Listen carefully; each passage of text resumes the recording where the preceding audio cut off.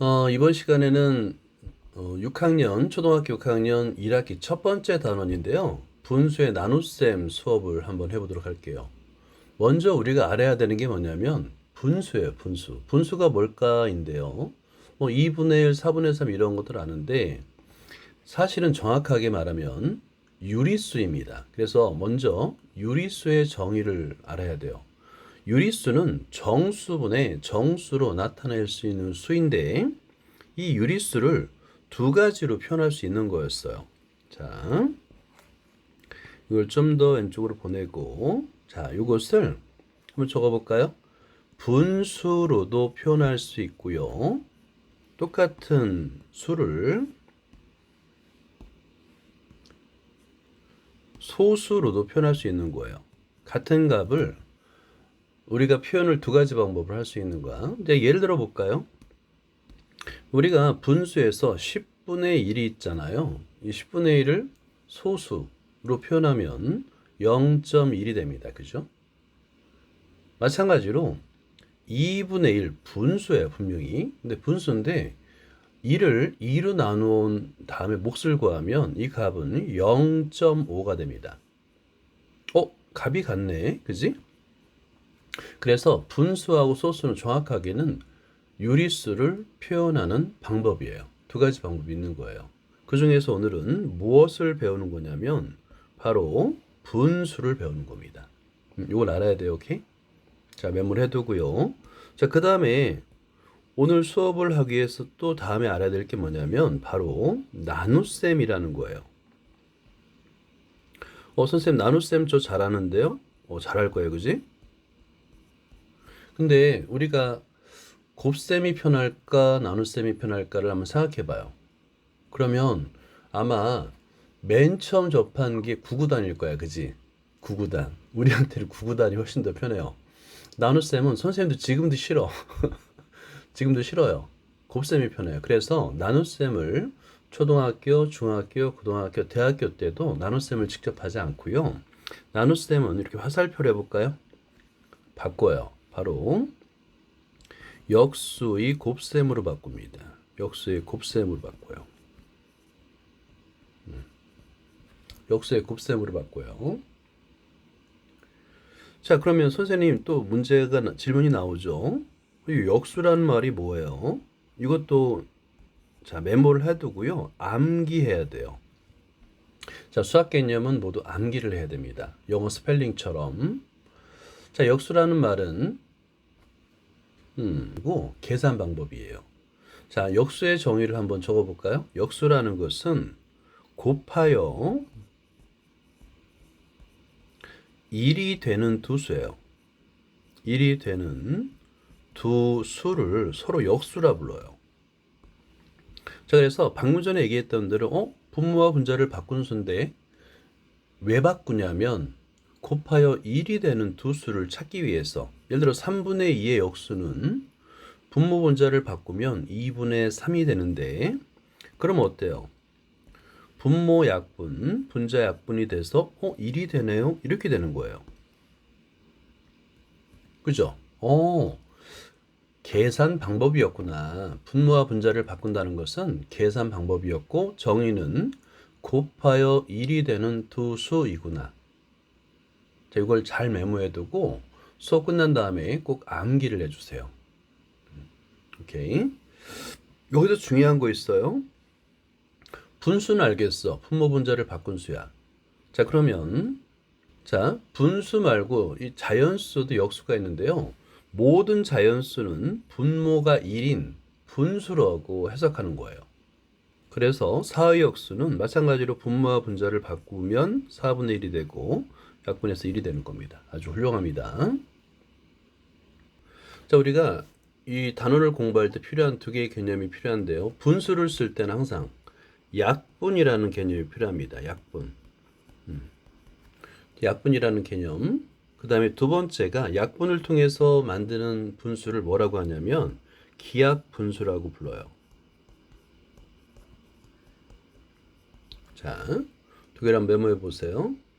자, 약분이란 무엇이냐면 약분은 분수에서만 사용되는 거예요. 분수를 볼 때 분모와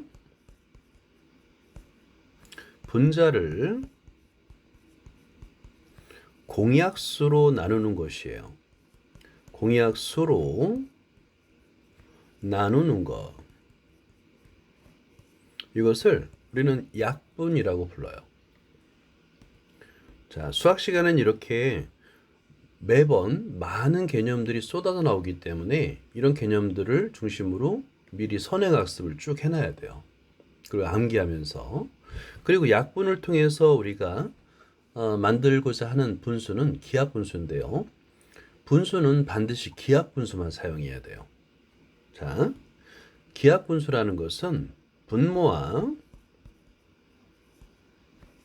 분자가 한번 잘 적어볼까요? 소인 분수를 말합니다.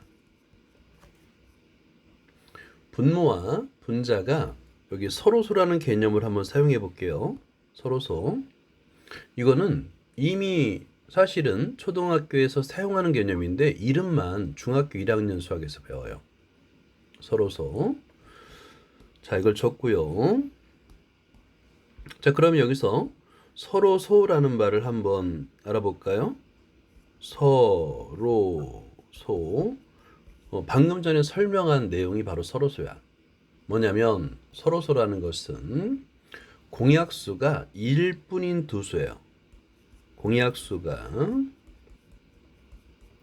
1뿐인 두 수를 우리는 서로소라 불러요. 예를 들어 볼게. 3과 4 공약수가 1뿐이에요. 5와 8 공약수가 1뿐이에요. 그죠? 이런 걸 서로서로 하는 거야. 그러면 이 서로서로 표현된 분수가 있어요. 자, 예를 들어서 4분의 3, 8분의 5 이런 수들이 기하분수인 거예요. 기하분수. 그리고 이 기하분수를 만드는 과정이 바로 약분이라는 거예요. 그죠? 자, 그 다음에 우리가 기하분수만 사용하는 이유가 있어요. 분수는 항상 기하분수만 사용해야 되거든. 기하분수 아닌 답을 쓰면 감점 당할 수도 있어요. 근데 왜 그러냐면 기하분수만 사용하는 이유는 분수의 단점 때문에 그런데 분수의 단점이 뭐냐면 크기가 같은 분수가 너무 많아서요. 자, 크기가 같은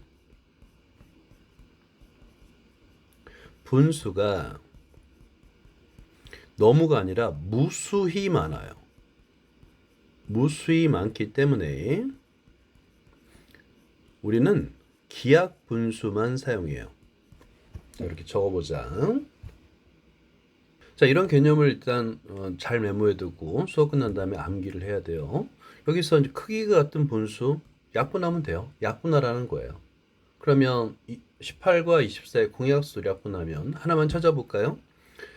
자, 둘 다 짝수니까 2로 나눠줘 봐요. 그러면 자, 24분의 18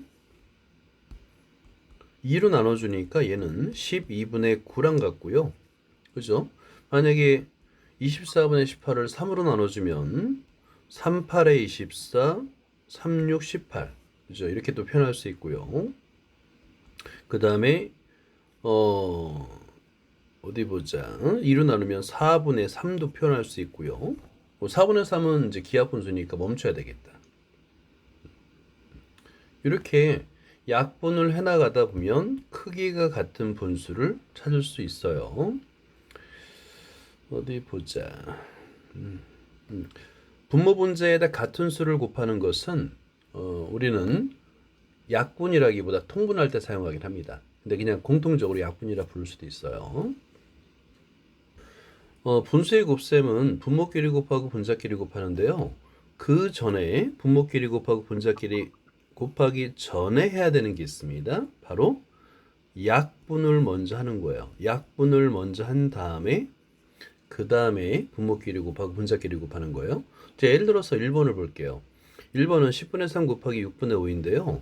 분모 10, 그 다음에 분자 5, 분모 6, 분자 1 이렇게 분모 분자를 약분한 다음에 공통인수를 약분한 다음에 공약수를 약분한 다음에 그 다음에 분모끼리 분자끼리 곱하면 얘는 바로 기약 분수가 됩니다. 오케이? 오케이. 그러니까 결국에 분수의 곱셈을 하고 우리가 만들 수 있는 것은 기약 분수예요. 목표는 기약 분수가 돼야 되기 때문에 곱하기 전에 곱한 후에 나누려면 수가 커져서 귀찮아요. 어렵기도 하고 그래서 미리 약분을 하고 곱합니다. 첫 번째 배우는 게 나눗셈과 분수의 관계인데 우리는 나눗셈을 분수로 바꾸는 이유를 알아야 됩니다. 자, 그래서 이걸 다시 한번 복습을 해볼까요? 자, 나눗셈은 우리가 방금 전에 공부하고 암기했던 게 있어요. 역수의 곱셈으로 바꾼다. 이게 핵심이에요. 역수의 곱셈으로 바꾼다. 한 번 더 적으면서 암기해봐요. 자, 이게 핵심이에요. 그러면 예를 들어서 4 나누기 3 분명히 나누기야. 그지? 분명히 나누기인데 얘가 왜 분수가 되냐면 나누기 3을 역수의 곱셈으로 바꾸는 거예요. 그러면 4 곱하기 3분의 1이 됩니다. 왜냐하면 3의 역수는 3분의 1이 되기 때문에. 그런 다음에 원래 4의 분모도 1이 있는 거랑 마찬가지였어요. 그런 다음에 분수의 곱셈, 분모끼리 분자끼리 곱하는 겁니다. 그랬더니 분수가 됐네요. 신기하다. 나눗셈이 분수가 됐네요. 그런 이유는 나눗셈을 역수의 곱셈으로 바꾸기 때문이다 라고 설명할 수 있어야 돼요. 그래서 나눗셈 뒤에 있는 수는 분모로 가고요. 나눗셈 기호 앞에 있는 수는 분자로 갑니다 라고 설명하는 거예요. 자, 이렇게 화살표도 하고 메모도 해보세요. 분모, 분자 이렇게.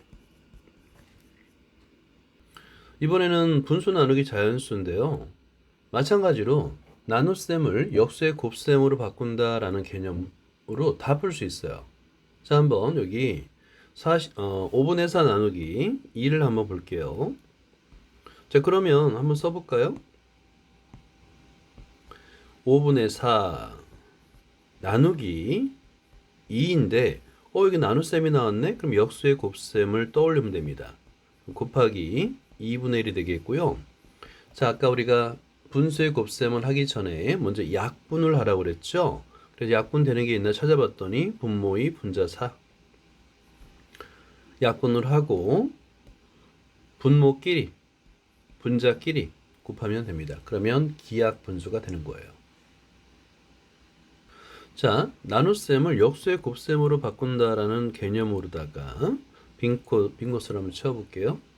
그러면 나누기 4는 곱하기 4분의 1, 나누기 8은 곱하기 8분의 1이 되고요.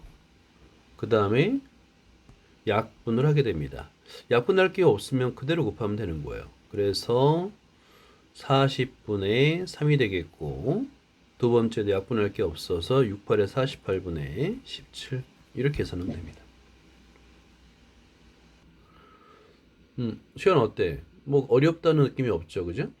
네. 그렇지. 나눗셈을 역수의 곱셈으로 바꾼다. 이 개념만 암기하면 되는 거야. 그러니까 핵심 개념만 암기하면 문제를 푸는데 전혀 어려움이 없어요. 자, 활용 문제도 한번 볼까요? 2층과 3층 사이에 높이가 같은 계단 25개. 계단이 25개가 있는 거야. 자, 그런데 2층과 3층 높이가 4분의 13m야. 높이가 4분의 14m인데 계단이 거기에 25개가 있어. 그러면 한 개의 높이는 자, 식을 한번 불러볼 수 있을까요?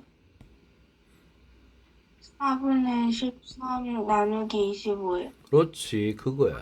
이렇게. 자, 이렇게 식을 쓸 수 있다면 그 다음에 문제 푸는 건 대단히 쉽죠. 나눗셈을 역수의 곱셈으로 바꾼다. 4분의 13 곱하기 25분의 1. 약분되는 거 없으니까 분모끼리 곱하면 100, 분자끼리 곱하면 13. 그리고 답을 쓸 때만 단위를 쓰면 완성이 됩니다. 그래서 활용 문제는 조건의 밑줄을 그은다라는 개념만 알면 되는 거야. 자, 이 활용 문제 한번 풀어볼까요?